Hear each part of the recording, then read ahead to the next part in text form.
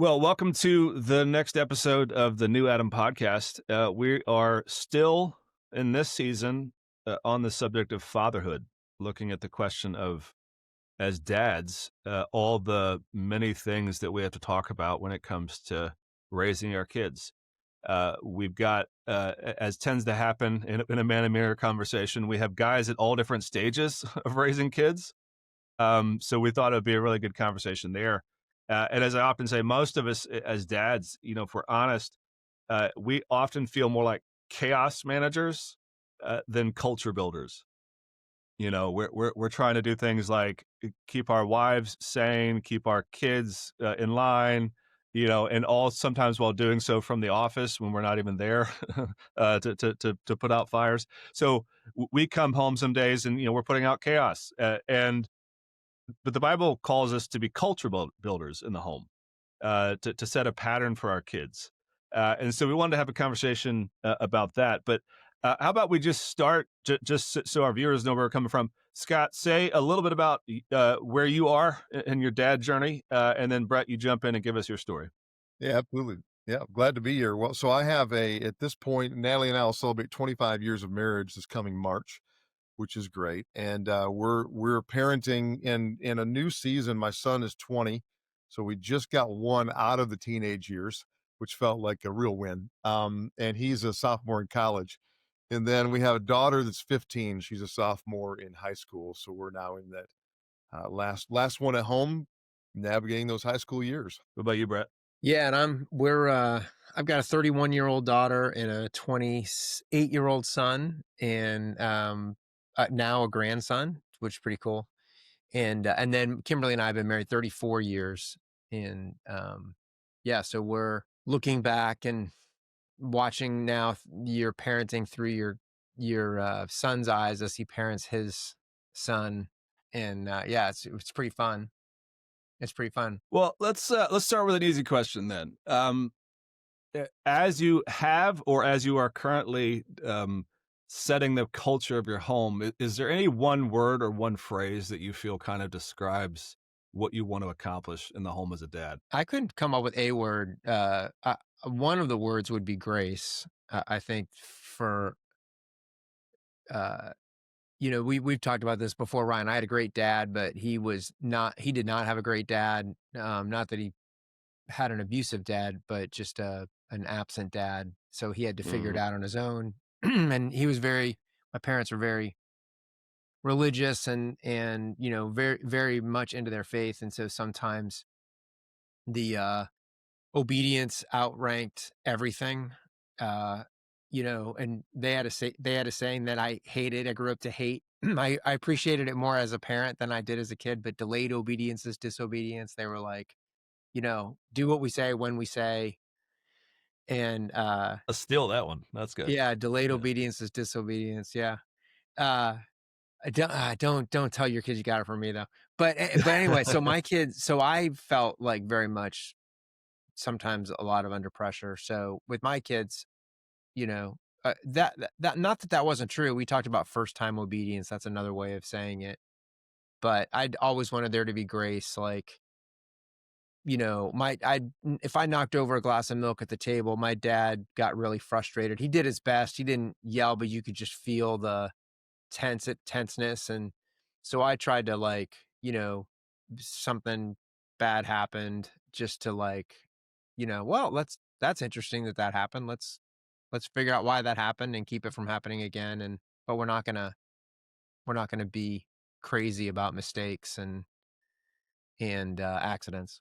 So Well, that's grace, hard, right? That's hard because yeah, especially in evangelical culture, like we know what the pattern should be, and many of us parent from our own yeah, deficit.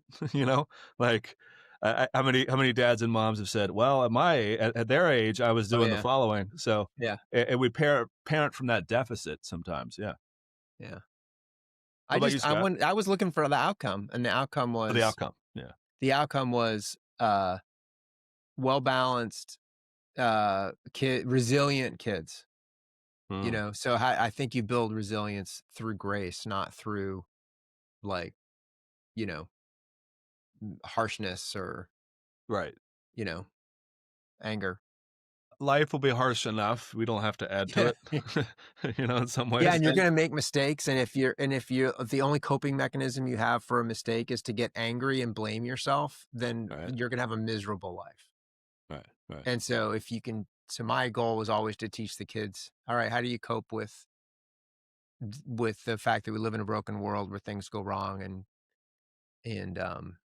you pick yourself up and you keep going, and you don't um you don't cry over spilt milk, right, you don't exactly. harp on the mistakes that you can't change. So That's good. That's good. Yeah. So, guys, I think I wish honestly, I think it'd be great if we'd had this clarity when we first started parenting 20 years ago.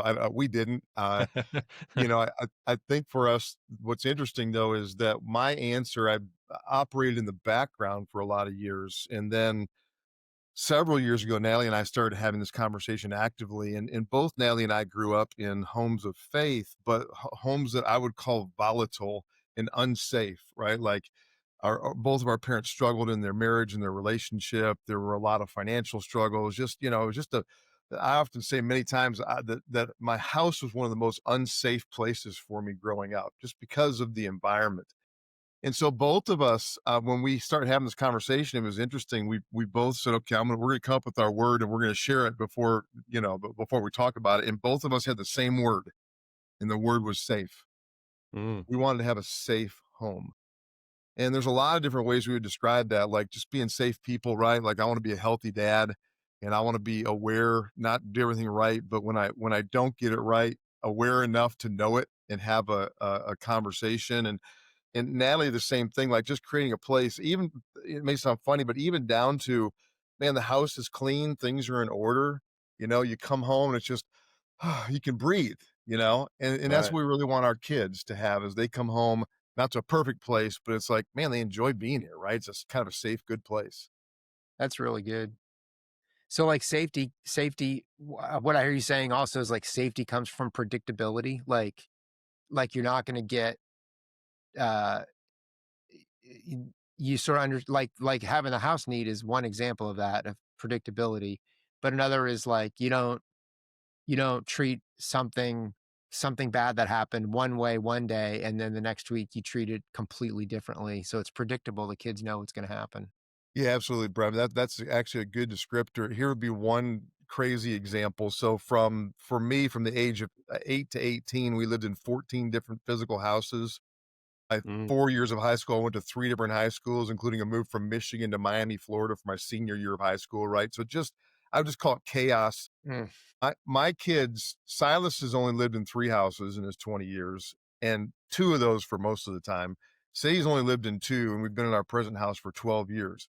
Just the fact that my kids can come home to the same physical space is a huge deal for me as a dad, you know? Yeah, and that's not possible for everybody. I mean, like if you're in the military or you've got a job that moves you around, you have to figure out how to make the environment safe and predictable when it is going to change. Absolutely, man. Yeah. Absolutely. Totally agree. I do wonder sometimes how many men our age comment on feel that same sense because I resonate with that. Not that I had an unsafe home, but just it's funny. Our boomer parents had often themselves had some of the worst infractors of parenting trauma. Coming home from I know at least in my parents' case, their parents, at least the men were pretty shaken by the World War, and you know, alcoholism was pretty prevalent. So, I've learned in my old age to realize you can only throw your generational baggage so far down the road in one generation. Like you can't go from the stuff like at least my parents grew up with to just suddenly Pollyanna and like beautiful, like everything's perfect.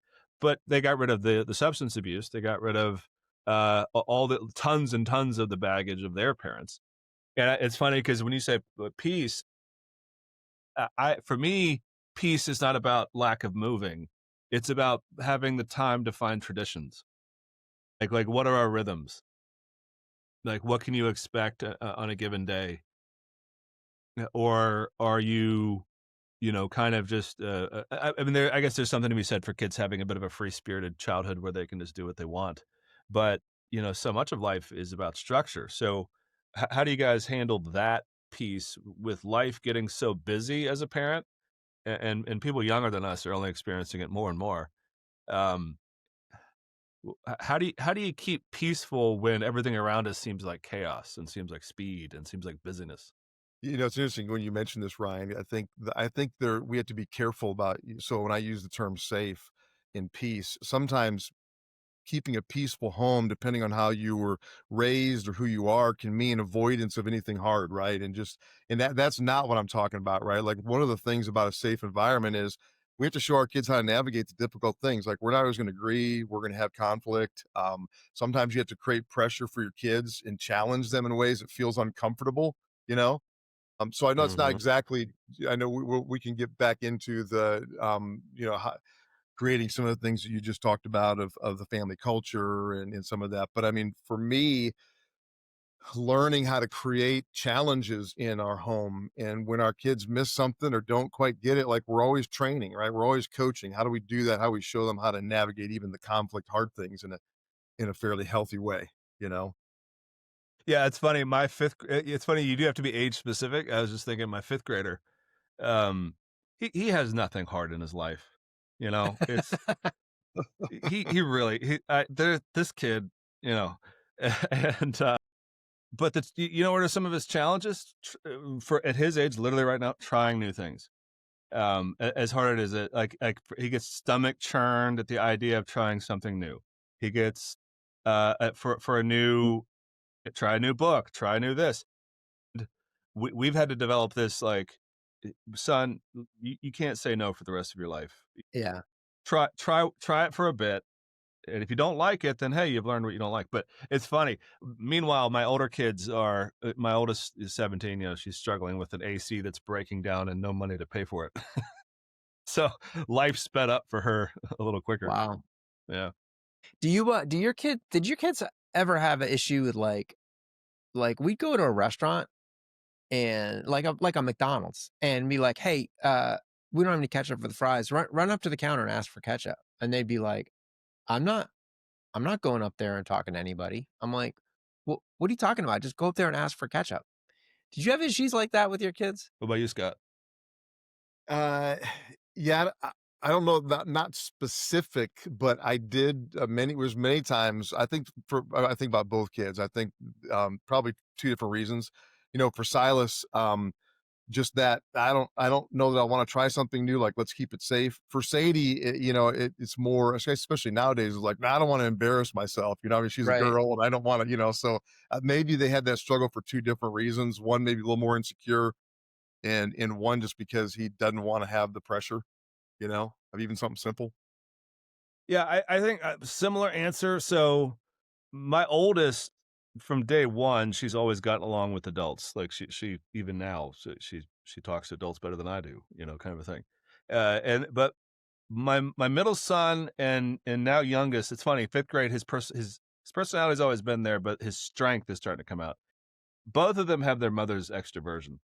I'm more of a talkative introvert, and I'd rather not go up and ask for ketchup. So but they're just like they're fine. I've been very happy about that because I've not liked that about myself growing up, and to see them being engaging with adults was a I don't think I set out to do that, their mom and I, but I think they have very healthy relationships with asking people in authority and teachers and stuff about things.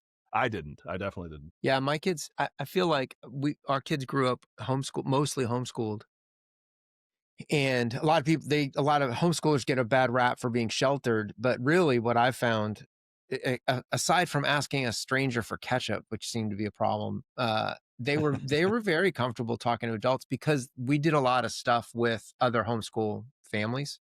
So they were around adults a lot and just, you know, and the other thing I think about a lot of our friends, they didn't speak to their children or our children like children. They spoke to them like adults and expected to be conversed with like an adult. Like there's just even at a very young age in that atmosphere, there was an expectation of uh I mean, I think it kind of expressed like you're not worth less because you're young. You're just at a different place in your life, and that's Yeah. cool. Yeah. And so there was a lot of mutual. So I think my kids learned mutual respect. Yeah. Um, Yeah. but they didn't learn it. They learned it because we went out of our way to put them in situations with other adults where they had to interact. Like mom and dad weren't their spokesman, you know. Right. Right. And I think so often, my kids did public school, a year here and a year there, and they would say, like, "I don't know what's wrong with these other kids, like, they don't know how to talk to a teacher. They don't speak respectfully, they don't know how to ask for what they need." They look at the teacher as an adversary rather than as somebody that's trying to be on the same team with you, and, subsequently, when we sent them to school, like the last thing to college, one of the big talks that I had with both of them is like, no, let your professors get to know you. Make sure that you know your professors and they know you. They have office hours. Go for the first few weeks, whether you have a question or not. Just Yeah, they're go. lonely. Nobody comes and sees us. Like we're Yeah, sitting there. We exactly. have office hours. Exactly. So I'm like, go You get talk to to your a full experience. professors. And, my son was a little bit more independent, generally speaking, but my daughter, like, she did it, and it benefited her hugely, when she got, and I think it's benefited her in her career as well, but So, guys, it It's actually, interesting. started when they were young. just a quick question for you. So, this is something Ellie and I talk a lot about. I'd be curious to get your guys' perspective. So, we kind of grew up, or at least for me, Gen X, 52. We grew up in a culture that was kind of like, kids are to be seen and not heard. I mean, I don't know how many times I heard that. And we have given our kids a lot more voice in our home. And sometimes we're like, have we given them too much voice? Right. you know, and We so we have live we in have this, overcorrected. Yeah. Yeah. yeah, Yeah, yeah, yeah. live in this tension of, because I feel the same way. Apart from ketchup and McDonald's, that my kids are willing to engage, willing to have conversations, but maybe so, what's the balance of that? Like giving the voice versus it's sometimes just do what you're told, right? Or be or, Right. or Right. Right. be obedient, or don't always ask a question. Yeah, did you ever get that "because I said so" thing from your parents? Totally. And then, like, I swore I will never say that to my kids, and, I mean, there were definitely times when I'm like, "Look, because I asked you to, that's why you need to do it. Like, Do we it can talk now. about this later, but right now, I just need you to do what I asked you to do." That's right. And we That's had right. those we sorta I don't know, I think your kids, they know that whatever it is, that eyebrow that goes up or that mouth corner that turns a certain way, like, "Oh, alright, I probably shouldn't mess with dad right now. I just need to do what I'm told," and then, because I mean, we had a rule. I don't know, rule's the right word, a practice. We could always talk about it, but we got to determine when to talk about it, not them. Like, Yeah. Yeah. I think it's interesting hearing y'all talk.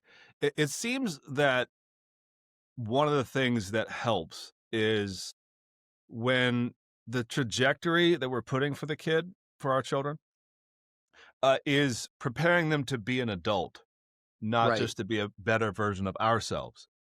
So, so when you get to the question of risk taking, trying new things, asking for catch up, all these little steps, talking to adults. The one thing I have, maybe it's a tip for a younger dad. I have learned that the number one carrot on a stick for a kid is say you're going to do this when you grow up. They love growing up. The idea Mm. that oh, when I get a little bigger, I get okay. Like I always tell the story about my daughter. The first day we told her she's what college was, she started packing. Like the idea that like there's some future like There you go. awesome thing. You know, That's and great. she was 4 by the way when that happened. And but this idea of like so I found the pill goes down with the spoonful of sugar when you say, hey, sometimes you're going to have to knuckle under and do your job because that's what your boss demanded you to do. And I'm an adult, and that still sometimes happens. I mean, even especially these days. Yeah. That was a dig at you, but sorry. I caught it. Um, I caught it, If Ryan. yeah, if only. if only. But when you tell them like, hey, bud, actually, I'm talking about this with my middle son. Like, hey, you haven't dated at all, nobody. But we're gonna start talking about, like, the kind of man you need to be, because if you haven't thought about that until you get there, you have no answer for when you meet somebody you might wanna get to know a little better, that kind of thing. So I found that carrot on the stick for risk taking or hard times. Like, it's classic his example is this is why sports are good for kids. Like, hey, sometimes you gotta show up for practice when you're sore, and that's life. Yeah, and sometimes I youth sports were huge for our kids. I think I do think it's a kind of a problem these days. That kid that makes the travel baseball team, the parents think he's going to be really good, but what really happened is they had 3 spots open and paying they needed parents to pay for He's those not 3 Ken spots. Griffey. No, he is not Ken Yeah, Griffey. yeah. He's But 4'7" and white. He's not Y going anywhere. Like, yeah. yeah, yeah, and swings, and his swing is, He's 3 al seconds behind the ball going across the plate. Although if he But can hey, dance, he might be able to do the Savannah Bananas, so you never yeah, know. I don't know, So those guys are good. They are good. But I did like the idea of learning how to take directions, learning how to work on a team, learning how to deal with disappointment, with losing, Mm. um, learning how to deal with disappointment. Like my kids have been on teams where the coaches' kids were treated way better than their skill level would have normally afforded them to be treated. And but also what I've loved, and I think it was especially good for my son, was just having other men that he could, coaches that he could interact with and Yeah, figure learn out, to trust. Yeah. learn to trust, but also like learn leadership skills from, Leadership. like, Yeah, and yeah. then we would talk about it and be like, well, he played one season on a baseball team that the coach was just a jerk. I mean, just an absolute jerk. And he toughed out the season and wanted to quit lots of times and he wasn't being treated well. He's in and but he toughed it out, and I think he learned some, as my high school football coach used to say, some intestinal fortitude uh, during that during that experience that I think has helped him, like, in jobs now. He's had a couple jobs where he's just have to suffer through some frustrating things to get to the other side, and he's been able to do that. I think a nurse would say intestinal fortitude might be a blockage, but just yeah. well played, well played. You know, He you actually know, he actually had a speech impediment, so he said intestinal fortitude. That's great. So we used to challenge each other all the time on the team. You got to have some intestinal fortitude. So now you have to have counseling for the mockery, but hey,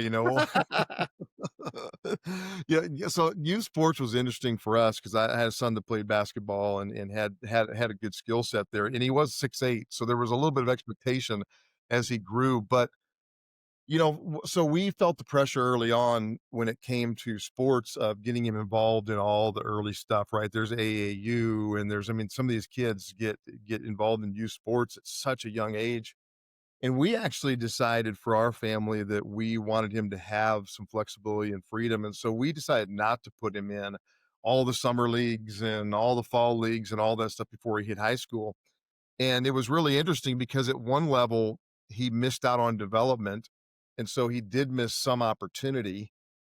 He ended up making the team for his 4 years of high school, but basketball ended up becoming one of the biggest struggles that he had. Not to go into all, but we're in a school system that has a really, really high level athletic program. There's lots of expectations. And so it was this fascinating. At one level, I told him early on, we're not going to force you into it. But when he got into high school, grades came easy for him. He was great in relationships and very connected to our local church. But basketball was the biggest struggle he had. And if I would have let him quit, he would have quit probably 10 different times. But I told him, I said, son, you need to have at least one thing in your life that is causing you to struggle and that you're wrestling with. And I'm concerned if I let you quit, everything else is kind of easy. And so we actually forced him to stay in because of what it would teach him, that struggle. And then, of course, he finished high school and he's like, I'm done. I'm going to go to college and not worry about athletics and all of that. But, it's that fine line you walk of what's too much, but then there are some things that they need from it. And so how do you make sure that they get the advantage of that? Yeah, it's interesting. We had the counter story to that with my daughter. She was in 8th grade, and uh, she had very competitive cheer squad that she was on. They eventually won nationals, like actual nationals, and like very so in many ways, she was captain at one point, co-captain, like all of the skills, right, had been accrued. She'd learned the hard work. She'd fought through injury, all that tough girl stuff, right? And in 8th grade, we were, mom and I were still carting her around everywhere. And her mom actually led the charge on this. She said, we need to pull her out. And I was just like, oh, what are you saying? And she said, I'm not seeing as much joy on her face. She's had an injury or two. Um, life isn't going to be cheerleading for her. And she kind of went down that list. At the time, I didn't fight against the decision, but I didn't quite support it. I was just like, okay. And I was just let mom be mom. It's a mom daughter thing at that point. And then she had to learn the disappointment of walking away and the FOMO and her friends Mm. still being cheerleaders. And I think she learned more, and to see her now, I mean, it's been 3 years, she's happy, and, some of her friends still cheer for high school, but she has her pattern. She knows what she does. She does athletic training. She's on the sideline now with the players, which is where she thinks it's cooler. So we mom's wisdom actually led to a new discovery in her life, but we had to actually say, no, sports aren't everything, your success isn't everything, you can move on from this and keep going. You know, yeah, my kids learn lots, but I will tell you the one time I let my son quit something, and I think he was in 6th grade, and he and his buddy decided they wanted to take a hip hop dancing class. So here's my son. Please tell me you took it with him. Please tell me you took it with I him. did not, but the dance studio was right next to my office. Okay. And so he takes this hip hop dance class with his buddy, and it was taught by a former Orlando Magic basketball team. They have dancers, Orlando Magic dancer. And so if he had met her before he decided to take the class, I would have figured that's why he was taking the class. Because she always like the sweater off one shoulder, looking like the flash dance girl. And so he's about halfway through the class. It was like a 4-month class. He's about halfway through the class and he comes to me and he says, "Dad, I want to quit hip hop." And I'm like, "Why do you want to quit hip hop?" And he's like, "Well, Nick's mom's pulling him out because she doesn't like the way that the teacher looks." And I'm like, "Well, the teacher's fine. I know her. I've talked to her plenty of times. She's our next door neighbor at the office. Like, she's great. She's fine." "But that's not really the reason, Dad." And I said, "Well, what's really the reason?" And he said, I don't like it that much. And so I'm starting on my speech of doing things that you don't like is good for you." And he goes, "And I'm wasting your money." And I'm like, "What?" This is a new one. So he had He knew where to figured get out. you. He had Oh, you. yeah. So he had figured out, like, 2 more months of the class, there's a recital at the end of it. So, like, they had to buy a uniform, which is a $40 T-shirt that they were gonna put, sequins on or something with Elmer's glue, and, like, then $25 a ticket to go to the recital, and he's like, "And you're gonna have to invite grandma and grandpa, so that's gonna be, like, $100," and he's like, "So I have a proposal for you." And I said, "What's that?" And he said, "Why don't you just give me the money that you were going to spend on me being in the hip hop class, and Pay me to quit. I'll buy a guitar from our friend Tyler at church, and I'll pay him to give me guitar lessons." And he had it all figured out. He's like 11 or 12 years old, and he has this thing all figured out. And I was so impressed with the argument that I was like, "Okay, no problem. Let's go for it." So he did. So he quit hip hop class to buy a guitar. Yeah, like you said, Scott, I paid him to quit. And now he's a worship leader and has songs on Spotify and it's been that's his hobby, singing and songwriting. And And it all started with a failed hip hop class. So Sometimes you got to so you got to be reward flexible, you know? yeah, you got to reward the ingenuity when you see Yeah, the you know Right, exactly, right. exactly. the hustle and grind alone would was Yeah, it is was worth. great. I was so proud of him. I still am, and that was, you know, almost 20 years ago, 18 years ago. I feel like that's how God deals with us 90% of the time. Like we're like, God, I have a great idea, and he's like, okay, let's see how this sounds, and it's just about the same idea. Yeah, God does have the benefit of knowing how it's gonna turn out before we do, so Does to nail it down, I think that's one of the challenges for me. Just is I'm at the stage now where um I, I don't know where their weird little interests and talents are going to go. mm, And you're like, is this a feed it moment or that's cool but impractical, son or yeah, daughter? And my latest one is my sons want to learn blacksmithing. um they spend all their time watching guys hammer things on anvils, and there you go. they're working up a plan. Dad, it's $100 for this tool, and for Christmas, if we can make knives and sell knives. I've got the whole we're getting the whole speech. So That's I don't great. think you need to cancel his History Channel. That might help you. that's You right. can't watch the Yeah, Fords Exactly. anymore. That's right.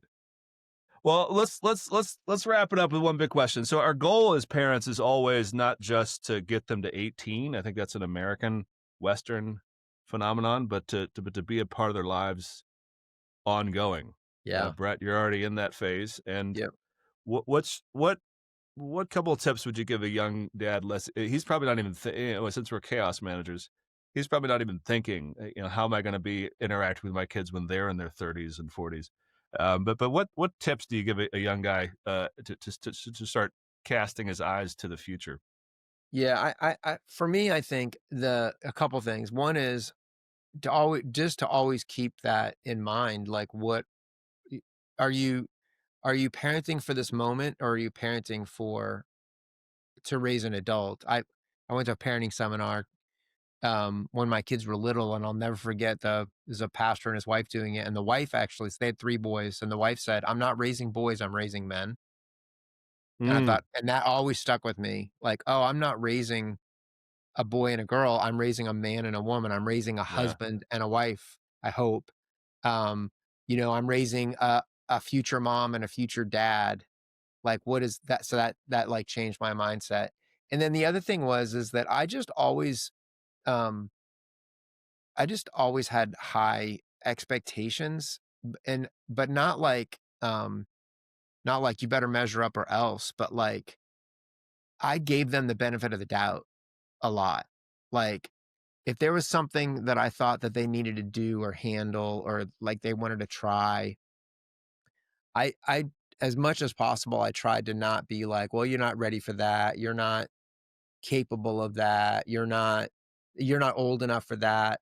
I just, like, I think asked a lot of questions, and, "Well, why do you wanna do that? What do you think is gonna happen with this? How would you handle that?"